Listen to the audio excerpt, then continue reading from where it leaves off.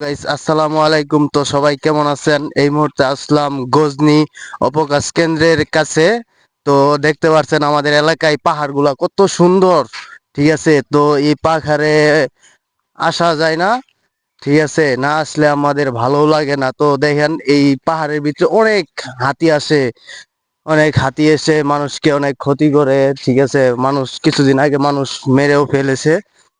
তো মূলত এই পাহাড়ের ভিতরে এখন আছি। তো পাহাড়ের সৌন্দর্য গুলা কত সুন্দর দেখতেছেন, পাহাড়ের যে একটা প্রাকৃতিক সৌন্দর্য সেই দেখা যাচ্ছে।